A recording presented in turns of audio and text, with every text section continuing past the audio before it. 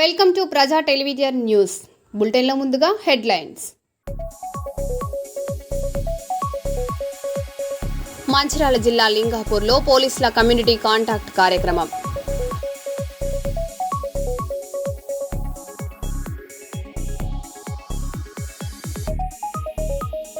కర్నూలులో మహానాడు కార్యక్రమంలో పాల్గొన్న మంత్రి టీజీ భరత్ గుప్తా.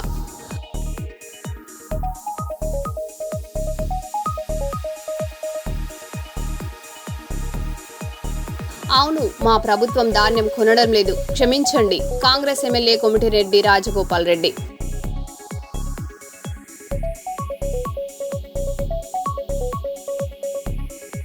వ్యవసాయ అవగాహన కార్యక్రమంలో రైతులకు అవగాహన కల్పిస్తున్న జిల్లా కలెక్టర్ జి రాజకుమారి ఘనియా.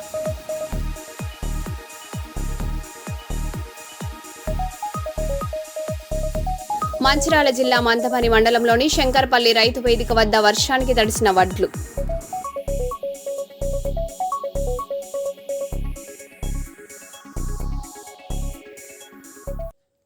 ఇక వివరాల్లోకి వెళ్తే, మంచిర్యాల జిల్లా మందమరి మండలంలోని శంకర్పల్లి రైతు వేదిక వద్ద నిల్వ ఉంచిన వడ్ల కుప్పలు ఈరోజు కురిసిన వర్షానికి పూర్తిగా తడిసిపోయాయి.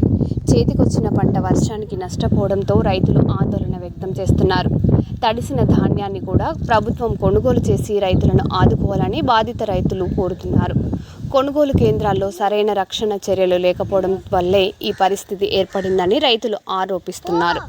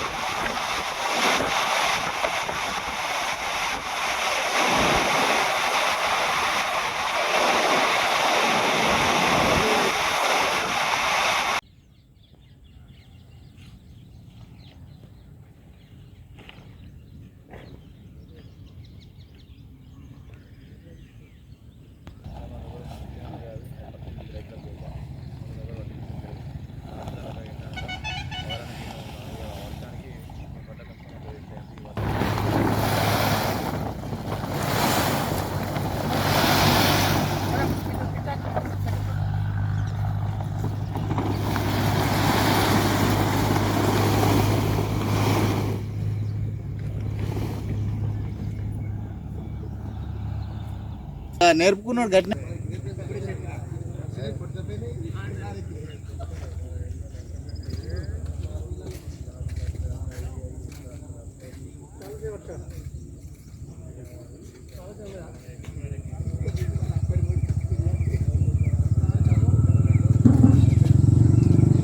ముఖ్యమంత్రి గారికి చెప్పు. నమస్కారం. ముఖ్యమంత్రి గారికి నా పేరు లక్ష్మి, రంగపల్లి లక్ష్మి, మాది సారంగపల్లి. మా వడ్లు ఇక్కడ వానకు తడిసిపోతున్నాయి, ఎండకి ఎండిపోతున్నాయి. మేము కష్టపడ్డ ఫలితం అంతా వేస్ట్ అయింది, వృధా అయింది. అసలు గవర్నమెంట్ ఏం పట్టించుకోవట్లేదు. అసలు మా వడ్లు వర్షానికి నానిపోతున్నాయి, అసలు లారీలు పంపించట్లేదు మా దగ్గరికి.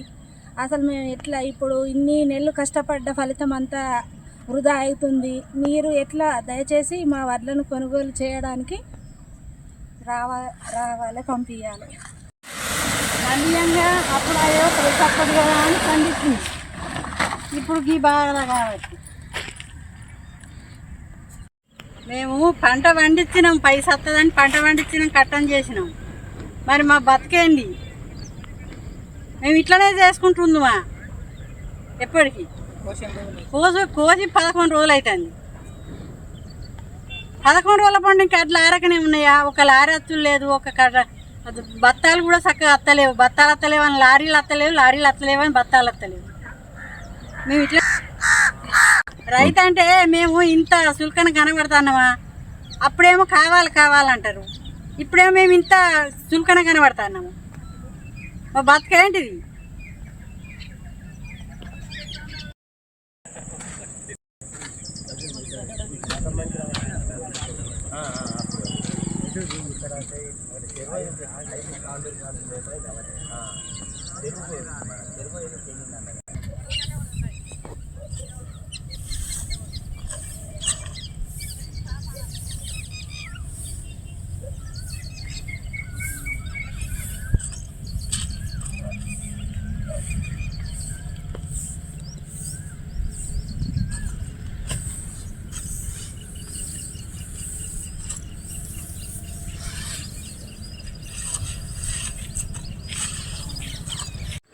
మేము వాటికి 11 రోజులు అవుతుంది పోసి.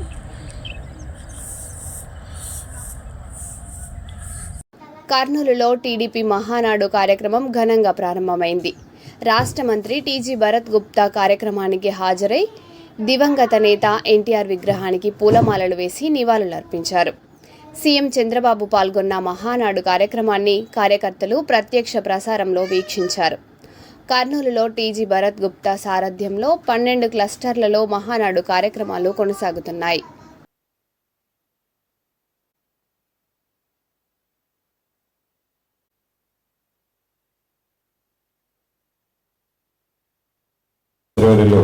శ్రీ స్వర్గీయ నందమూరి తారక రామారావు గారికి నివాళులు అర్పించవలసిందిగా కోరుతున్నాము.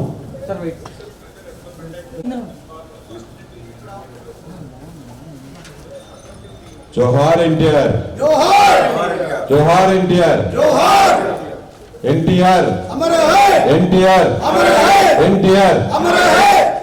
Thank you sir. కొంచెం దగ్గరకు వచ్చా.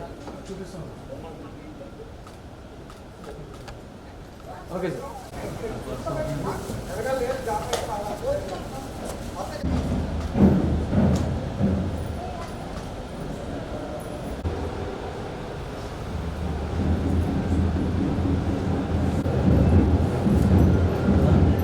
వస్తున్నారు కింద వచ్చిన వాళ్ళు వచ్చినారు.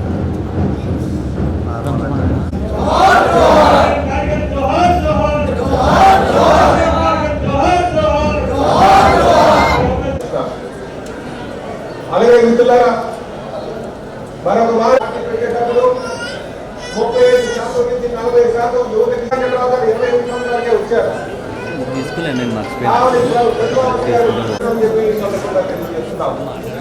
మన యువ నాయకులు మన ఆధ్వర్యంలో చెప్పాలంటే 26 సంవత్సరాలకే వారి జెండా జోరు. ఈసారి వర్చువల్ మహానాడు కారణంగా వాహనాల హోరు తగ్గిందే కానీ మీలో జోష్ మాత్రం తగ్గలేదు, అది కనపడస్తా ఉంది.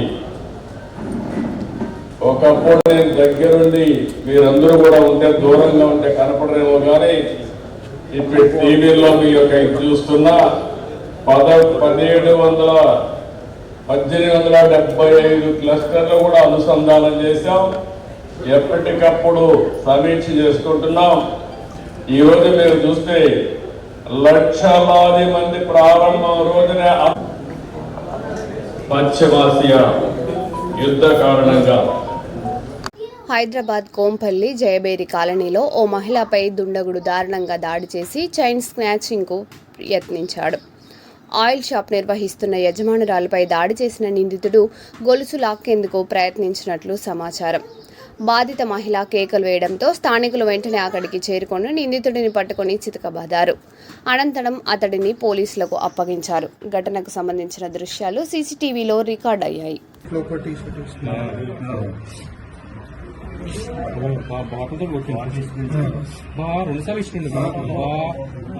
మనిషి అన్నట్టు కనిపించలేదు.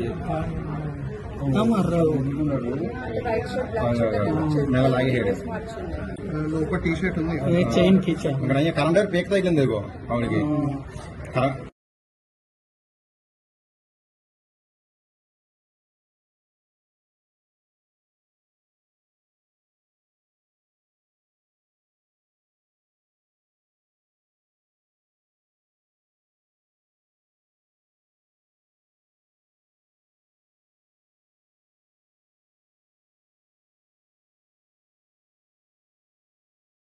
మంచిర్యాల జిల్లా హాజీపూర్ మండలం ముల్కల శివార్లో సాయిని కుమార్ హత్య కేసును పోలీసులు ఛేదించారు.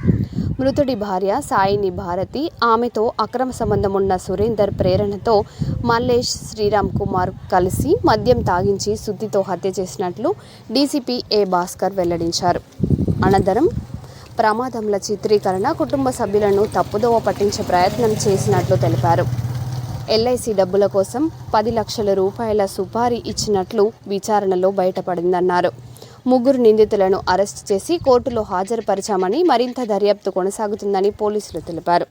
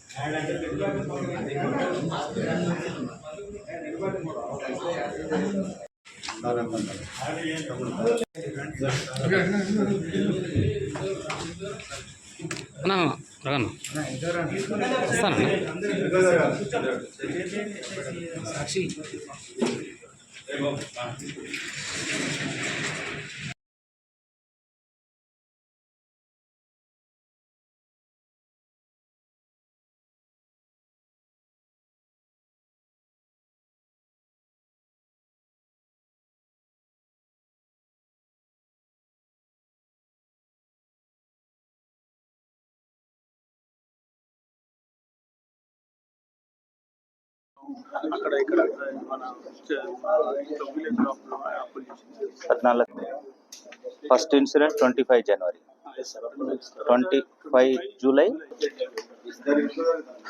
ఇస్తారా? ఇచ్చేయండి ఫస్ట్.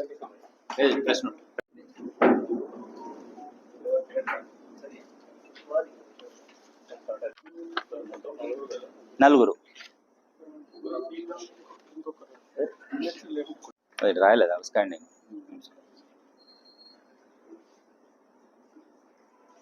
ఇలా చంపింది ఇద్దరు, మొత్తం భార్యనే.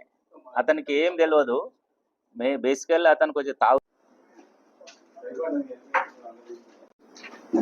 ముల్కల్ల శివార్లో 22nd and 23rd intervening night Saini Kumar అనే వ్యక్తి యాక్సిడెంట్ నెపంతో మర్డర్ గురి కావడం జరిగింది. అతని హత్యకు సంబంధించిన వివరాలు, నిందితులని ఈరోజు ప్రెస్ ముందు ప్రవేశపెడుతున్నాము. దాంట్లో సాయిని కుమార్ తండ్రి పేరు సత్తయ్య. ఇతను 22nd నైట్ ఇంట్లో నుంచి వెళ్ళిపోయి రాత్రి 1 o'clock ప్రాంతంలో 23rd అతను రోడ్డు మీద బైక్ మీద యాక్సిడెంట్ అయ్యి పడిపోయి ఉన్నాడని వాళ్ళ కుటుంబ సభ్యులకు అండ్ పోలీసుకు సమాచారం వచ్చింది. ఇమీడియట్లీ నైట్ డ్యూటీలో ఉన్న ఆఫీసర్ అతని యొక్క అప్పటికి ప్రాణంతో ఉన్నాడు, అతన్ని కరీంనగర్ హాస్పిటల్కి షిఫ్ట్ చేయడం జరిగింది. ఆ క్రైమ్ సీన్ పరిశీలించి inspector Ravinder and SI Kiran Kumar చూసిన తర్వాత ఆ కేసు పట్ల కొద్ది అనుమానాస్పదం ఉండే. దాంతోపాటు అదే సమయంలో ఉదయం 23rd మార్నింగ్ అతను కరీంనగర్ హాస్పిటల్లో అండర్ గోయింగ్ ట్రీట్మెంట్లో చనిపోవడము అని మాకు సమాచారం రావడం జరిగింది. విచారణ చేసి మృతుని యొక్క తల్లి కాంప్లైంట్ ఇచ్చింది. ఆ కాంప్లైంట్ ప్రకారము అండ్ ప్రాథమిక సీన్ అబ్జర్వ్ చేసిన దాని ప్రకారము అది యాక్సిడెంట్ కాదు, మర్డర్ అయిందని ప్రాథమికంగా అవగాహనకు వచ్చి మర్డర్ కేసుగా ఎఫ్ఐఆర్ చేయడం జరిగింది. దానిలో భాగంగా ఏసీపీ మంచిర్యాల ప్రకాష్ ఆధ్వర్యంలో దాదాపు 4 టీమ్స్, ఒక CCTV cameras checking teams and technical evidences teams, human intelligence విలేజ్లో మృతుని విలేజ్లో ఉన్న విషయాల గురించి అండ్ డాక్యుమెంటేషన్ టీమ్స్ 4 టీమ్స్ ఏర్పాటు చేసి ఈరోజు ఈ కేసుని డిటెక్ట్ చేయడం జరిగింది. ఈ డీటెయిల్స్ ఏంటంటే మృతుడు సాయిని కుమార్, తండ్రి పేరు సత్తయ్య. ఇతను గుడిపేట R&R కాలనీలో ఉంటారు. ఇతనికి భార్య, 2 పిల్లలు ఉన్నారు. ఇతని భార్య పేరు A3 సాయిని భారతి. ఈమెకు ఇతని భార్యకు ప్లస్ A4 లగ్శెట్టి సురేందర్, తండ్రి పేరు రామకృష్ణయ్య. ఇతను కూడా R&R కాలనీ. మృతుని యొక్క భార్యకు A4కు అక్రమ సంబంధం ఉంది. వాళ్ళు కంటిన్యూషన్ ఫోన్ మాట్లాడుకోవడం, ఈ విషయం తెలిసి మృతుడు భార్యని మందలించడము, కొట్టడము జరుగుతుంది. అదే సమయంలో A1 రామ్ మల్లేష్ అనే అతను వాళ్ళ ఊరికి చెందినవాడే, గుడిపేటకు సంబంధించిన అతను. ఈ మృతుడు అతని దగ్గర అంతకుముందు ఒక 60,000 రూపాయలు అప్పు తీసుకోవడము, అప్పు ఇవ్వకపోతే ఇంటికి రావడం కూడా జరుగుతుంది. ఆ సందర్భంలోనే ఈ A3 A4 మృతుడి యొక్క భార్య అండ్ మృతుడి భార్యకున్న అక్రమ సంబంధం ఉన్న వ్యక్తి వీరు ఒక ప్లాన్ చేసుకొని ఇతను ఇట్లనే నన్ను కొడుతున్నాడు, ఇబ్బంది పెడుతున్నాడు, అతన్ని ఎలిమినేట్ చేయడం కోసము ఎవరు సరైన వ్యక్తి ఉన్నారనే క్రమంలో A1 ఇంటికి రావడము, డబ్బుల కోసం అడుగుతుంటే ఈ A3 మృతుడు భార్య మా ఆయనని చంపితే నీకు డబ్బులు ఇస్తా అని ఆమె చెప్పడం జరుగుతుంది. ఆ ప్లానింగ్లో భాగంగానే ఈ A1 Mallesh and A2 Sriram Kumar, ఇతను కూడా మేస్త్రి, వీళ్ళిద్దరు మేస్త్రి పని చేస్తారు. మనకు ఒక అతన్ని చంపితే డబ్బులు ఇస్తా అన్నారు అని చెప్పి వీళ్ళిద్దరూ మాట్లాడుకుంటారు. ఈ క్రమంలోనే చంపడంతో పాటు 10 లక్షలు ఇస్తా అని, సుఫారికి ఇస్తా అని భార్య చెప్తుంది. దాంట్లో 2 లక్షలు ఇచ్చిండ్రు, బ్యాంకులో గోల్డ్ కుదబెట్టి తీసుకొచ్చి వీళ్ళకి డబ్బులు ఇచ్చారు. ఇంకా వీళ్ళకు 10 lakhs ఇస్తామని చెప్పడం జరిగింది. ఎట్లా అని అంటే LIC అతన్ని చంపి రోడ్ యాక్సిడెంట్గా చిత్రీకరిస్తే డబ్బులు crores of rupees వస్తాయి, మేము అవి చేసినాము, అందులో కూడా మీకు వాటా ఇస్తామని A1కు A2కు చెప్పడం జరిగింది. దానిలో భాగంగానే 2025 జనవరి నుంచి, లాస్ట్ ఇయర్ నుంచి వీళ్ళు ప్లానింగ్లో ఉన్నారు. అప్పటి నుంచి ఇవి LIC గుర్తుల మీద చేయించిన ఫామ్స్ దాదాపు ఈమె వివిధ మార్గాల ద్వారా LIC కట్టడానికి కానివ్వండి, ఇవన్నిటితోటి దాదాపు 1.5 crore వరకు నార్మల్ డెత్ వస్తుంది. యాక్సిడెంటల్ డెత్ అయితే 3 crores వరకు ఇన్సూరెన్స్ వచ్చే అవకాశం ఉండేటట్లు చేసినారు. అన్నిటికీ రైడర్ బెనిఫిట్ కోసము చేసినారు. ఈమె ఊళ్ళో కానీ సరౌండింగ్స్లో అండ్ లోన్ యాప్లలో కూడా దాదాపు 15 లక్షల వరకు అప్పులు చేసినది. ఆ అప్పులు చేసి ఇటు డబ్బులు ఇవ్వడము ప్లస్ ఈ ఇన్సూరెన్స్లు కట్టడం ఇవన్నీ చేసినది. ఈ ముఖ్యంగా అక్రమ సంబంధం నుంచి బయటపడము, భర్తని చంపడం ద్వారా అక్రమ సంబంధం నుంచి అతను కొట్టడం బాధపోతుంది. అదే సమయంలో వాళ్ళిద్దరూ A3 A4 హ్యాపీగా ఉండొచ్చు. పైగా మృతుల్ని యాక్సిడెంట్గా చిత్రీకరించడంతో 3 కోట్ల రూపాయలు వస్తాయనే దుర్బుద్ధితోటి చేసినాం. ఈరోజు వీళ్ళని మంచిర్యాలలో అరెస్ట్ చేసి కోర్టు ముందు ప్రవేశపెడుతున్నాం. ఈ కేసులో ఇంకా పూర్తి విచారణ చేయాల్సిన ఉంది. మెయిన్ ఈ ఇన్సూరెన్స్కి సంబంధించి 2025 జనవరి నుంచి అండ్ జూలైలో చేసినారు, ఆగస్టులో కూడా చేసినారు. ఏజెన్సీ కూడా మృతుడికి సంబంధించి సిగ్నేచర్ ఉందా లేదా అని కూడా డాక్యుమెంట్స్ చూస్తున్నాము. ఆ డబ్బులు ఎవరి అకౌంట్లలో వచ్చినాయి అంటే మృతుడి అకౌంట్ నుంచి ట్రాన్స్ఫర్ అయినాయా లేకపోతే A4 A3 భార్య అకౌంట్ నుంచా A4 అకౌంట్ నుంచా అనేది కూడా వెరిఫై చేస్తున్నాం. ఎందుకంటే ఒక వ్యక్తి మీద ఇన్ని ఇన్సూరెన్సులు చేస్తూ ఉన్నప్పుడు ఒక ఏజెంట్ దగ్గర 3 ఇన్సూరెన్సులు చేసినారు. హస్బెండ్ ఏమో తాగుబోతు అతను, ఈ చనిపోయిన అతను, కానీ ఇన్ని రకాలుగా చేసిన ఈ విషయంలో కూడా మేము ఎంక్వైరీ స్టార్ట్ చేస్తున్నాము. ఈరోజు కోర్టులో ప్రొడ్యూస్ చేసిన తర్వాత మళ్ళీ జ్యుడిషియల్ కస్టడీ తీసుకొని ఫర్దర్ ఇన్వెస్టిగేషన్ చేస్తాం. Thank you. కర్నూలు జిల్లాలోని కోసిగి మండలం బోంపల్లి గ్రామం ఎర్రకుంట చెరువు ఈరోజు కురుస్తున్న వర్షానికి పూడిక తీసిన 2 ఫీడర్స్ నుండి చెరువుకు నీరు చేరుకుంది. గత 15 సంవత్సరాల నుండి రాని వర్షపు నీరు నేడు రావడం చూసి బోంపల్లి గ్రామ ప్రజలు ఆనందం వ్యక్తం చేస్తున్నారు.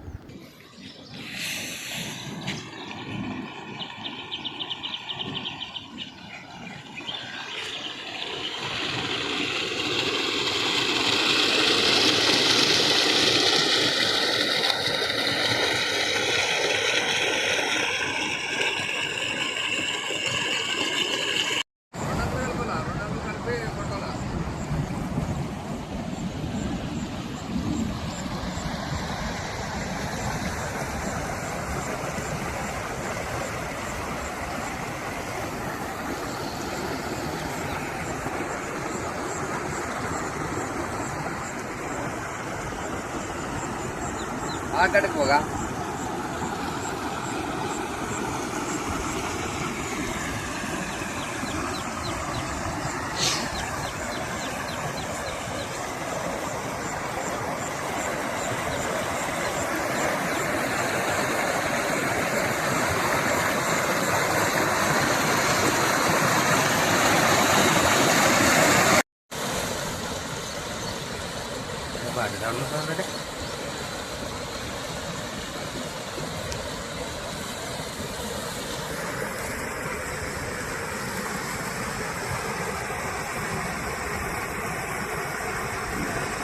दादा अरे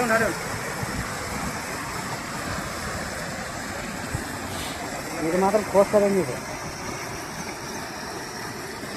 జరుగుతుంది రెడీ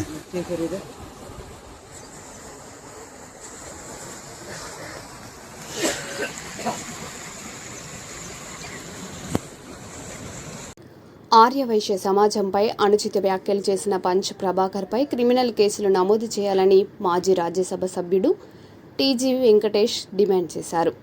కర్నూలులో మీడియాతో మాట్లాడుతూ ఆర్యవైశ్యుల హక్కుల కోసం రాష్ట్ర వ్యాప్తంగా ఆందోళనలు చేపడతామని తెలిపారు.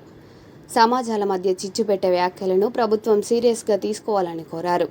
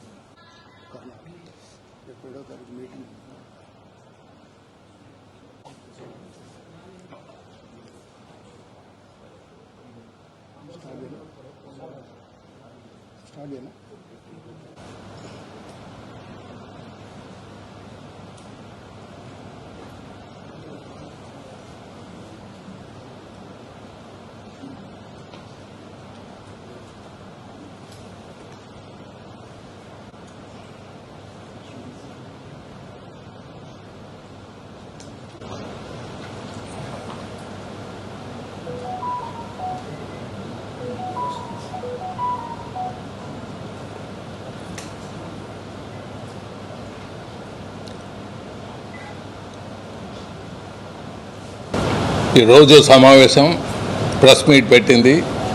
నా మీద పంచ్ ప్రభాకర్ మాట్లాడిన విధానాన్ని గురించి కాదు, మా జాతి మీద మాట్లాడిన విషయాన్ని గురించి మాట్లాడేదానికి ప్రెస్ మీట్ పెట్టాం. ఇండివిజువల్ అనేది ఎప్పుడైనా ఉంటాయి, రాజకీయాల్లో ఉన్నాక అనిపించుకోవటం, అనటం, సవాల్ అంటాం, అది పరిపాటి. కానీ మా వైశ్య జాతిని గురించి పనికిరాని మాటలు మాట్లాడాడు. సో దాని విషయంలో స్పందించాలని చెప్పాను. దాంట్లో నేను చెప్పింది ఏం చెప్పాను మాటల్లో, రాయలసీమ ప్రాంతంలో నా మీద దుహంకారంగా లేకపోతే దురుసుతనంగా పెత్తందారిగా నా మీద వచ్చిన వారికి, మీసాలు తిప్పిన వారికి మీసాలు దింపాను అన్నారు. అది రెడ్డి జాతికి నేనన్నాను అని ఆయన మాట్లాడటం అవివేకం, మూర్ఖత్వం. ఇది నేను చెప్పడం కాదు, నా దగ్గర ఉండేది మొత్తం రెడ్డి గారులే ఫ్రెండ్స్ ఉండేది, చాలామంది నాతో ఉండేది. మార్నింగ్ టు నైట్ చాలా రెడ్డి గారితో స్నేహంతో ఉంటున్నాం. అటువంటిది ఈ మూర్ఖుడు చెప్పడం అది అవివేకం అని తెలియజేస్తున్నాను. ఆ మూర్ఖుడు ఒకటి తెలుసుకోవాలి. ఇటీవల రేవంత్ రెడ్డి గారు పబ్లిక్ మీటింగ్లో చెప్పింది మీకు వినిపిస్తాను. టీజీ వెంకటేష్ గారు రాయలసీమలో వారు ఒక్కరే నాలాంటి మనస్తత్వం ఉన్నవాళ్ళు. ఆయన ఎవరినైనా ఎదిరించి నిలబడ్డ కర్నూలు జిల్లాలో, రాయలసీమ జిల్లాలలో ఇతరుల ఆధిపత్యాన్ని టీజీ వెంకటేష్ గారు ధీటుగా నిలబడి రాజకీయాలలో రాణించి పోటీపడి గెలిచి ఈరోజు టీజీ భరత్ కూడా ఆంధ్రప్రదేశ్లో ఈరోజు మంత్రిగా రాణిస్తున్నారు. గుర్తింపు. సో అందరూ తెలుసుకోవాల్సింది, నేను మాట్లాడింది రేవంత్ రెడ్డి గారు మాట్లాడాను. నా గురించి ఆయన మాట్లాడాడు, అదే నేను చెప్పాను. రాయలసీమ ప్రాంతంలో నన్ను ఎదిరించిన వాళ్ళు, నా మీద మీసాలు తిప్పిన వాళ్ళు, మీసాలు దించేయటం తప్ప వారికి గత్యంతరం లేకుండా పోయింది. స్నేహానికి స్నేహంగా ఉంటాను, అభిమానానికి అభిమానిస్తుంటాను అని చెప్పడం జరిగింది. దానికి రెడ్డి సమాజాన్ని నేనేదో కించబడుతున్నట్లు, నా బాల్ హెడ్ గురించి మాట్లాడటం, నా పర్సనల్ గురించి మాట్లాడటం, ఇండివిజువల్గా నా డ్రెస్సు గురించి మాట్లాడటం, ఒక మూర్ఖునిగా మాట్లాడటం జరిగింది. కొంతమంది ఒక్కొక్క మతంలోనూ కులంలోనూ చెడపుట్టిన వాళ్ళు ఉంటారు. అటువంటి చెడపుట్టిన వాడు వీడు. వీని వల్ల ఏమవుతుంది, ఇటువంటి మూర్ఖుల వల్ల ఈ సోషల్ మీడియా, ఈయన నడుపుతున్న సోషల్ మీడియా వెనక నడుపుతున్నదో, లేకపోతే వెనక ఉండేది ఎవరో, లేకపోతే వెనక ఎవరున్నారో వాళ్ళ కోసం తపన పడే ఈయన వారికి నష్టమే చేస్తాడు కానీ లాభం చేయడు. ఇలాంటి మూర్ఖుల వల్ల ఆ పార్టీకి కొన్ని కులాలు దూరం అవ్వటం జరిగింది. మీ అందరికీ తెలుసు, కాపు కులం దూరం అయిపోయింది. చాలామంది మెజారిటీ ఆఫ్ వర్గం, కమ్మ వర్గం మెజారిటీ ఆఫ్ దెమ్, వీళ్ళతో చాలామంది ఉండేవాళ్ళు, రాజశేఖర రెడ్డి గారితో ఉండేవాళ్ళు, వాళ్ళు దూరం అయ్యారు. ఇప్పుడు వైశ్యులు వారిని కూడా దూరం చేస్తున్నాడు. వైశ్య జాతిని తిట్టి, వైశ్య జాతిని ఎందుకురా నువ్వు తిట్టడం? మూర్ఖుడా, నీకు దమ్ము ధైర్యం ఉంటే రా, ఇండియాలో రా, మాట్లాడతారు మా వైశ్య జాతి. మా వైశ్య జాతి నువ్వు మాట్లాడిన మాటలకు పసిరిక పాముకి ఎక్కువ. మరో బులెటిన్లో మళ్ళీ కలుద్దాం. Stay tune.